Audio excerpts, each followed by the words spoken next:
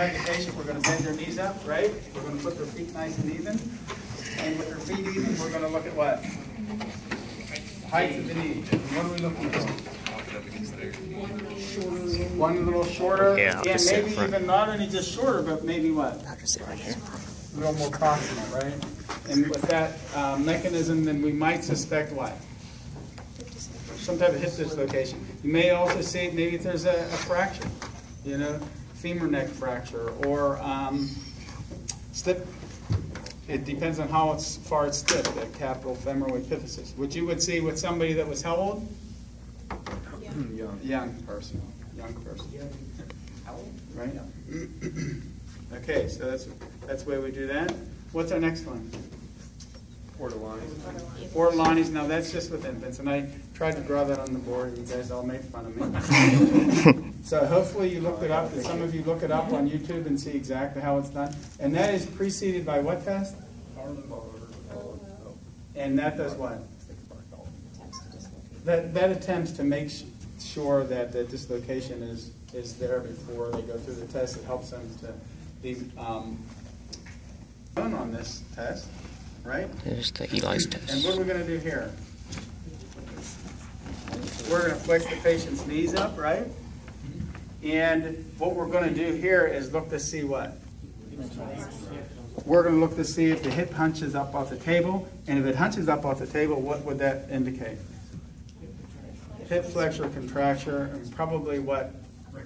Rectus femoris. Okay. But hip flexor contracture, remember that. Because there are other hip flexors, but that's probably the... but if you saw on your tests, on your boards, and that wasn't there, but you saw psoas, and you said, wow, that's hip flexor, I'm going to go that direction. Right? Okay, why you have that look on your face? We have the patient lay on their side. Ober's test. And we're going to actually have to move this out a little bit because I'm going to have to get the time. There you go. Ober, we're looking for what? IT band, iliotibial band contracture. We're going to bring the patient's leg up like this. We're going to extend it. You want to hold on here at the hip just to see how much hip they're using to do this, and you're going to have them just lower it. You're going to see they can lower it gently down to their side. And if they can't, if it remains in the air, if it falls in a ratchety type mechanism, then it can indicate what? IT band contraction. And by the way, if I'm doing anything up here that is not kosher with your notes, let me know. Okay. Where did you grab? You just grab proximal or distal to the knee, and then some people when they're doing this, let me hold all the weight here, if you wouldn't mind. Some people just go like this and they slide down and they lower it like this. They want to make sure the patient's able to lower it. Some people just let it go and have the patient lower it down. Right? But you're going to stabilize the patient here and hold them in position while you're doing this to see how much of their hip they're using, etc. on that. What's the next test? Thomas's test. I want you to have the patient lay at the bottom of the table, and just with your knees here. Okay, and then you can put your head back.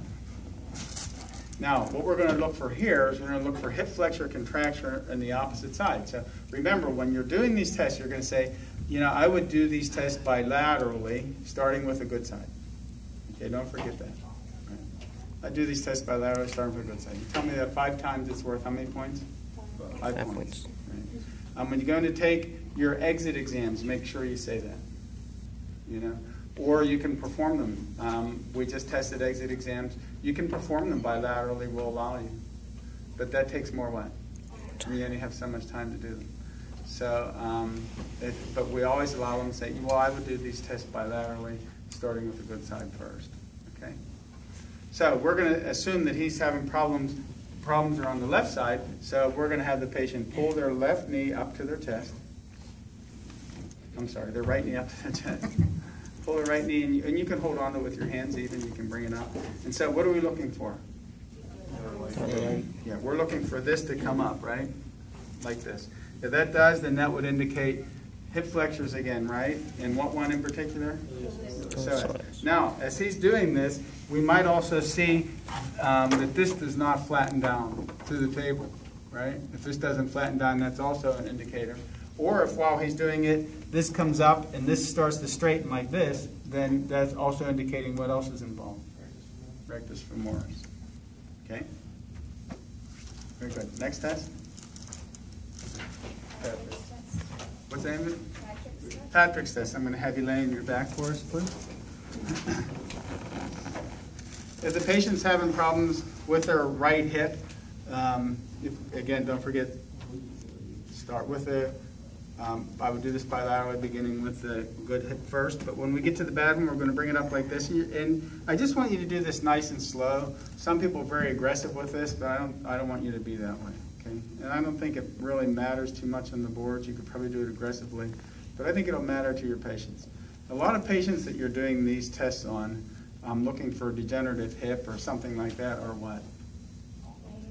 They're a little bit older.